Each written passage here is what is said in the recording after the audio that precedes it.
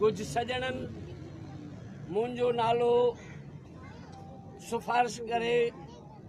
Government of Pakistan ॾांहुं मोकिलियो ऐं सदर पाकिस्तान अलवी साहब अॼु मुंहिंजे नाले सां प्राइड ऑफ परफॉर्मेंस जो ऐलान कयो आहे। उन गवर्नमेंट खां जेका हिक तरफ़ मुंहिंजे पुट खे ऐं सिंध मां सवे माण्हुनि खे हू अगवा करे वेठा आहिनि, उनखे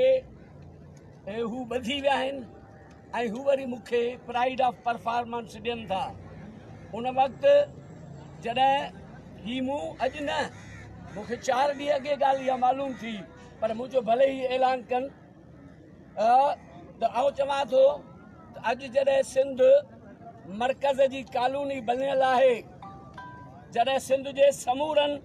क़ौमी ऐं पैदावारी वसीलनि ते वफ़ाक़ क़ाबिज़ आहे,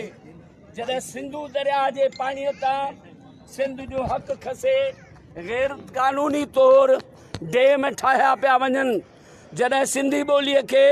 क़ौमी ॿोलीअ जो दर्जो नथो ॾिनो वञे, जॾहिं सिंध में धारनि जी आबादकारी रिथाबंदीअ सां वधाई पई वञे, जॾहिं सिंध में मज़हबी इंतिहा पसंदीअ खे सरकारी सरपरस्ती हासिल हुजे ऐं सिंध जे सेक्युलर रवायतुनि जी लताड़ थींदी हुजे, जॾहिं इज़हार जे आज़ादीअ ते पाबंदियूं मढ़ियल हुजनि, जॾहिं सिंध जा समय शेख अयाज़ जे ख़्वाबनि जहिड़ा गबरू नौजवान आकिब चांडियो, महफूज़ नोतकाणी, इंसाफ़ दायो, शाहिद जूणेजो, गुलशेर टगर, बिलावल चांडियो,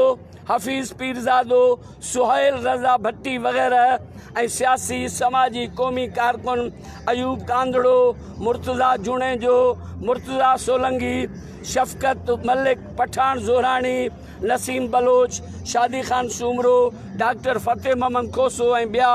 एजेंसियुनि जे अक़ूबत खाननि में बेपनाह तशद्दुद बर्दाश्त करे रहिया हुजनि ऐं संदन जीजल मावरूं भेनरूं वनियूं ऐं न्याणियूं रोडनि ते सरापा एहतजाज हुजनि ऐं जॾहिं पुरअमन क़ौमी जिदोजहद जी रस्ता रोक कई वञे त अहिड़े वक़्त में ही प्राइड ऑफ परफॉर्मेंस जो सरकारी एवॉर्ड वठणु मूला सौदेबाज़ीअ जे बराबरि आहे। आउं साईं GM साहिब जो नंढड़ो शागिर्द आहियां, अब्दुल वाहिद आरीसर जो दोस्त आहियां ऐं सिंधी ॿोलीअ जो नंढड़ो अदीब ऐं ख़ादिम आहियां। उन करे आउं ही प्राइड ऑफ परफॉर्मेंस जो एवॉर्ड वठण खां इनकार करियां थो ऐं पंहिंजो ही मौक़िफ़ तारीख़ जे रिकॉर्ड ते रखणु चाहियां थो।